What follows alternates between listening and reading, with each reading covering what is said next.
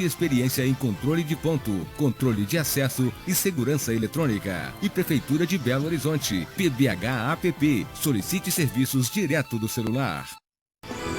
Boa noite para você. O Jornal da Alterosa está no ar com as principais notícias de Minas. Confira os destaques de hoje. Velório de Dom Serafim vai até quinta-feira. Idoso é agredido em prédio de BH. Passageiro incendeia ônibus e alega protesto contra a demissão de cobradores. Pastor é suspeito de aplicar golpes de R$300 mil em fiéis. E ainda, homem faz 100 anos com festa para 2.000 pessoas.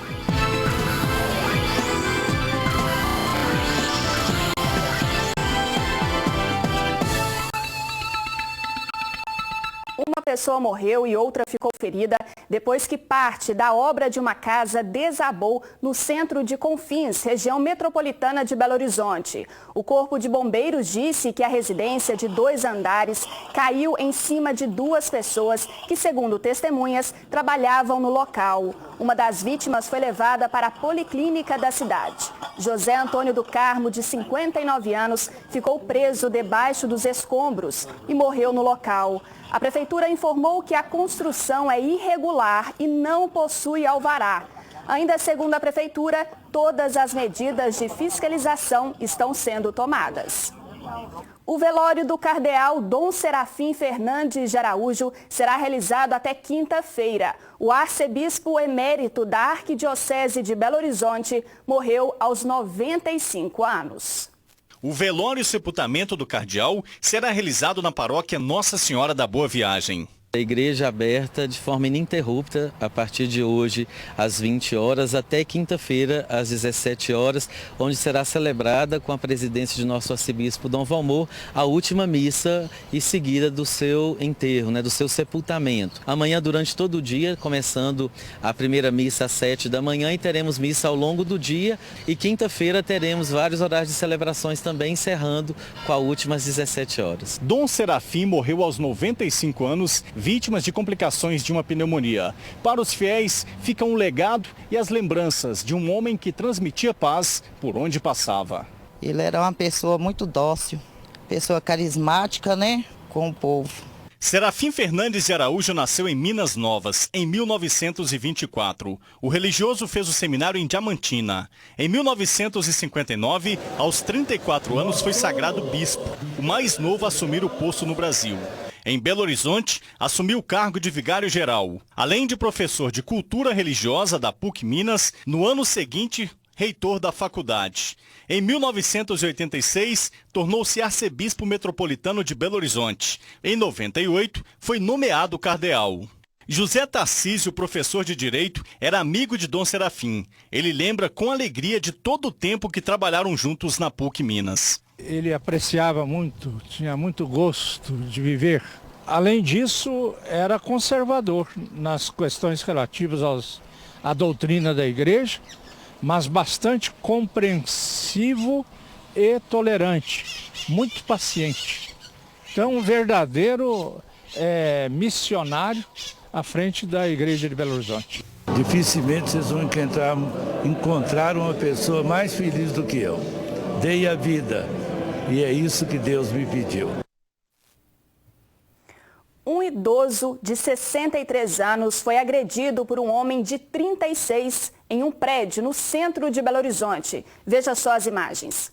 Nas imagens é possível ver um rapaz carregando 2 caixas e discutindo com o idoso.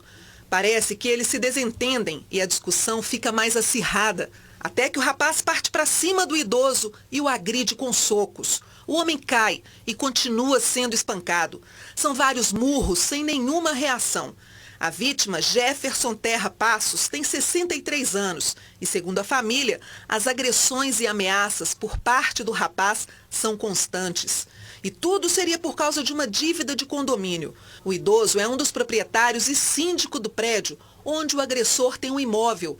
E contou para a nossa equipe que vem sendo agredido e coagido constantemente. A filha do idoso e funcionários do prédio também já teriam sido agredidos pelo rapaz.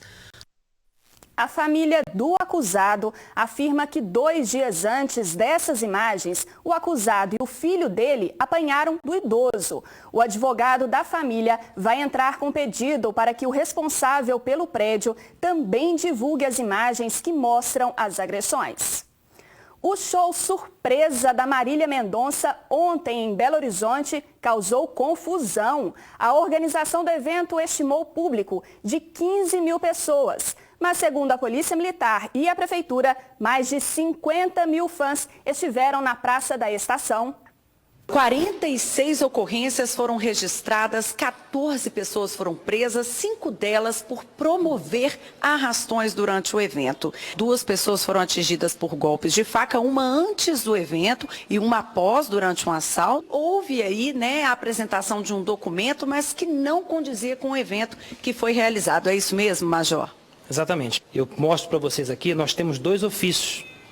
Um ofício protocolado, aqui está até a data errada, mas protocolado dia 3/10, onde o organizador diz que seria um documentário, que ele intitula Documentário Eduardo Pepato, com aproximadamente 20 mil pessoas. A própria prefeitura já vetou.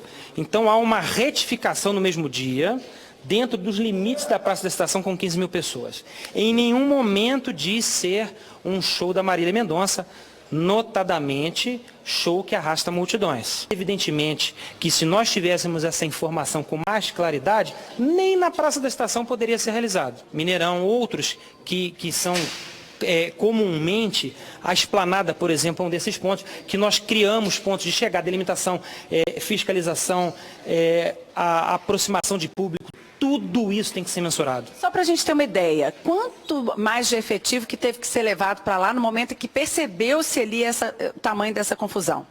A Polícia Militar, desde que ela teve a informação através das mídias sociais, ela já restabeleceu o plano de chamada, envolveu militares que estavam de folga, de férias. E o que vai ser feito a partir de agora, Major? Nós encaminharemos um relatório circunstanciado ao Ministério Público, com esses ofícios, com as ocorrências, para que haja a responsabilização, dentro daquilo que o MP perceber de equívoco, civil, penal e administrativamente, em relação à empresa promotora do evento. A assessoria de Marília Mendonça informou que contratou 100 seguranças particulares para o evento e seguiu as orientações das autoridades. Disse ainda que lamenta os fatos. Um passageiro colocou fogo num ônibus em Ribeirão das Neves, região metropolitana de BH. Ele disse para o motorista que a ação é um protesto pela demissão de cobradores. O ônibus da linha 101A, que faz o trajeto nacional Justinópolis, virou uma bola de fogo. As chamas destruíram completamente o veículo, que havia acabado de ser estacionado. Quase todos os passageiros tinham desembarcado no final, quando o incendiário abordou o motorista. O ônibus estava parado neste ponto da rua, quando, segundo o motorista, o único passageiro que permanecia dentro do coletivo mandou que ele descesse e avisou que atearia fogo ao coletivo.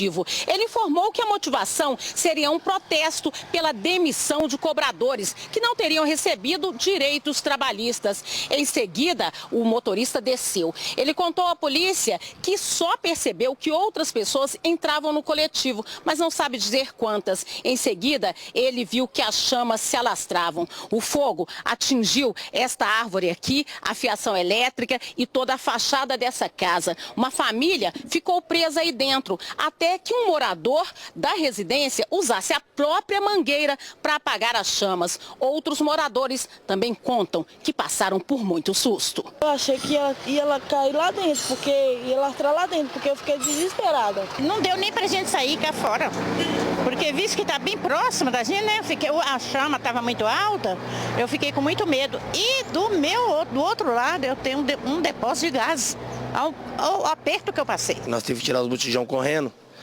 porque nós ficamos muito preocupados, entendeu? Porque podia voar faísca de fogo, cair nos botijões, aí seria uma explosão daquele jeito. Motoristas não quiseram gravar entrevista, mas confirmaram que a linha não tem cobrador e que muitos profissionais demitidos ainda não receberam o que têm direito. O jovem suspeito de abusar de 2 crianças de 3 anos num colégio particular no bairro Nova Floresta, em Belo Horizonte, foi ouvido hoje pela Polícia Civil. O suspeito e o advogado foram entrevistados pela Rádio Itatiaia, que disponibilizou a conversa. Emocionado, o estagiário afirma que vai provar a inocência. Sou estagiário, eu não tenho contato nenhum em questão de levar criança ao banheiro. Como parte docente, isso está doendo muito em mim, porque não tenho culpa nenhuma nesse caso e que eu não quero ser mais uma vítima de pessoas que sofrem acusação injustamente. Não é da minha índole nem do meu caráter. Só eu sei o tanto que eu estou sofrendo. A defesa acha que assim não será difícil provar a inocência dele, uma vez que a escola tem câmeras de segurança e tem testemunhas de pais que tiveram contato todos esses anos que ele vem trabalhando na escola. Existem pedagogas que têm a responsabilidade de levar uma criança ao banheiro, de trocar a roupa de uma criança, e que o Hudson apenas segue recomendações do professor. O Hudson não tem nenhum tipo de prerrogativa para tomar qualquer tipo de decisão com as crianças na escola. Famílias de alunos do colégio também prestaram depoimento. A Polícia Civil disse que já recolheu as imagens das câmeras de segurança do colégio e que detalhes da investigação serão repassados ao final do inquérito. Um pastor é suspeito de usar da boa-fé dos fiéis para embolsar mais de R$300 mil. O suspeito foi preso em Divinópolis, no Centro-Oeste, depois de aplicar golpes em 6 pessoas. Gesiel Júnior foi ouvido durante toda a manhã na delegacia. Ele é pastor de uma igreja no bairro Porto Velho, em Divinópolis, e foi preso suspeito de aplicar golpes em fiéis. Ele enganava as vítimas, oferecendo para elas a compra da sociedade da empresa dele, ou uma franquia da empresa dele. Na realidade, ele não é franqueador, ele não é registrado na Associação Brasileira de Franchise. Então, ele enganava as vítimas falando que estava vendendo a franquia da empresa. Segundo a Polícia Civil, as investigações começaram em abril deste ano, quando 6 vítimas procuraram a delegacia para denunciar o golpe. Uma das vítimas chegou a investir R$185 mil em dinheiro na empresa do pastor. Ainda de acordo com a polícia, ao todo, as vítimas que procuraram a delegacia tiveram um prejuízo de cerca de R$300 mil.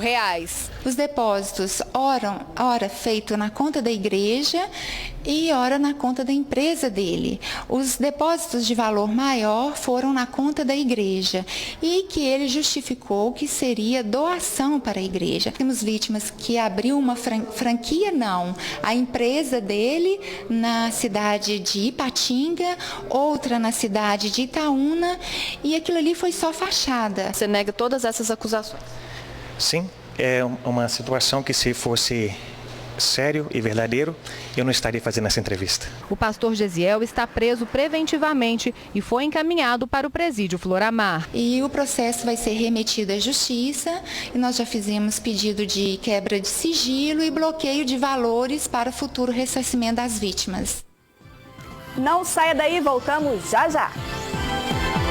Você sente dores e cansaço nas pernas? Chove neste momento em algumas regiões da capital. A Defesa Civil de Belo Horizonte emitiu alerta para a possibilidade de pancada, acompanhada de raios até às 11 horas da noite de hoje. Vamos ver como fica o tempo em outras cidades de Minas.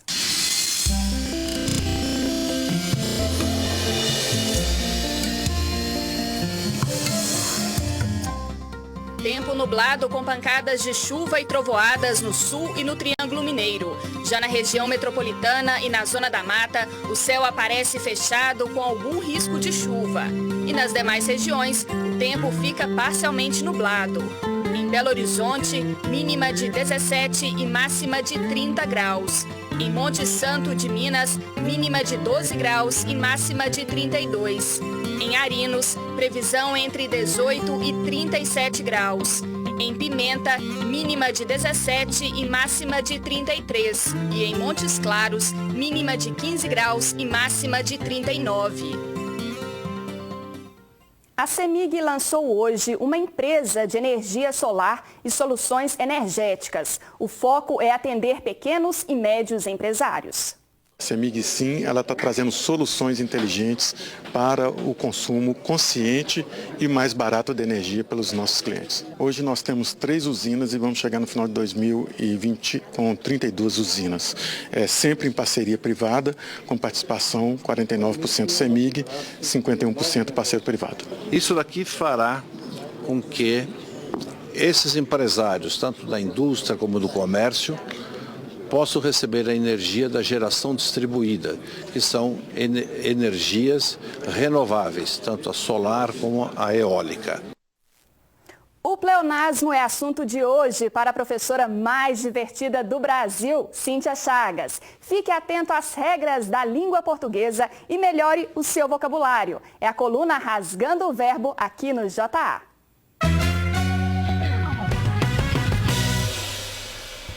Olá, tudo bem com vocês?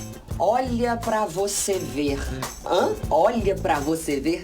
Gente, olha pra você ver é uma coisa que a gente chama de pleonasmo. Você se lembra disso na escola? Pleonasmo.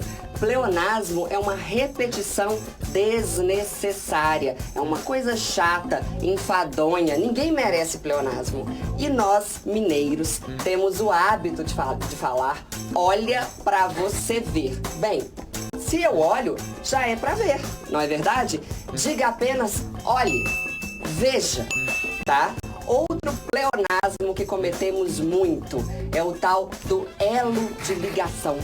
Há um elo de ligação entre nós? Vocês conhecem algum elo que não ligue? Eu não, né? Outro, pilar de sustentação. Minha mãe é o pilar de sustentação da nossa família. Uai, todo pilar sustenta, não é verdade? Diga apenas que a sua mãe é o pilar da sua família, ok? É isso. Cíntia Chagas, beijo. Amiga, não dá para continuar com esse... Para de Minas, no Centro-Oeste, 8.000 imóveis vão participar de uma pesquisa para definir uma nova forma de combate ao mosquito transmissor da dengue. Dona Geralda recebeu a equipe de pesquisadores e foi orientada sobre o trabalho. A dona de casa já teve dengue e sabe bem a importância de estratégias assim. Essa doença é muito complicada, principalmente quando dá em criança. Na casa da dona Geralda, os agentes instalaram as 2 armadilhas em locais estratégicos. Um dos equipamentos serve para capturar as fêmeas do mosquito Aedes aegypti e na outra ficam presos os ovos do transmissor da dengue, zika e chikungunya. Durante toda a pesquisa, os locais vão ser acompanhados. Nós vamos entender a infestação da área com relação ao vetor Aedes aegypti e quais são os pontos mais quentes, as áreas com maior densidade do vetor, que é o mosquito. A instalação das armadilhas faz parte da pesquisa que está sendo realizada em cerca de 8.000 imóveis de 5 regiões de Pará de Minas. Agentes de saúde treinados para a pesquisa já estão nas ruas da cidade para a primeira parte do estudo, que ao todo vai durar mais de 1 ano. Um dos métodos estudados em Pará de Minas usa o próprio mosquito para acabar com os focos do Aedes aegypti. A iniciativa é da Secretaria Estadual de Saúde em parceria com a Fiocruz, a Fundação Oswaldo Cruz. Pará de Minas foi a única cidade do estado escolhida para receber o estudo. E a ideia é usar o resultado da pesquisa feita aqui para definir estratégias mais eficazes de combate ao Aedes aegypti em todo o país. Só este ano, Pará de Minas já registrou mais de 3.500 casos de dengue. E os números preocupantes foram um dos critérios analisados para a escolha da cidade. Já imaginou uma festa de aniversário com mais de 2.000 pessoas e um bolo com 5 metros? Pois foi assim a comemoração dos 100 anos do senhor João Aleixo, no sul de Minas. Seu João, 100 anos, qual que é o segredo para chegar aos 100 anos? É só não morrer. A alegria, a vitalidade e a elegância do seu João impressionam. Aos 100 anos, esse senhor de origem humilde e que vive na zona rural de Ilicínia não tem do que se queixar. Todas as manhãs ele acorda, faz o café e ouve o radinho, que o acompanha sempre. Até hoje foi uma vida serena. Só amizade com os companheiros. Ele foi carreiro, boiadeiro, já pescou no Mato Grosso, ainda faz rapadura e agora, para comemorar os 100 anos, reuniu a família e os amigos, tudo com muita vitalidade, alegria e muita história para contar. No aniversário para comemorar o centenário, João Aleixo recebeu uma grande festa com direito à missa, folia de reis, show e um bolo com mais de 5 metros. Aproximadamente 2.000 pessoas estiveram na comemoração. E uma salva de palmas, São João Aleixo! Ó, Deus lhe paga vocês, eu não vou pagar não, mas Deus paga. A festa foi ótima, eu tava com medo, mas deu certo. Medo por quê? Medo de o povo passar fome. Passar fome? Tinha 2 vacas, 4 porcos, e eles comiam tudo. Agora é esperar pelos 101 anos, que se depender da saúde e da família do seu João, isso está fácil de acontecer.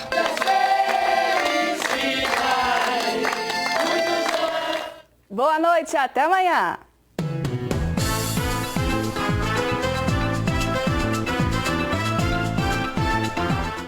Jornal da Alterosa. Oferecimento. Grupo Ortep. Mais de 50 anos de experiência em controle de ponto, controle de acesso e segurança eletrônica. E Prefeitura de Belo Horizonte. PBH-APP. Solicite serviços direto do celular.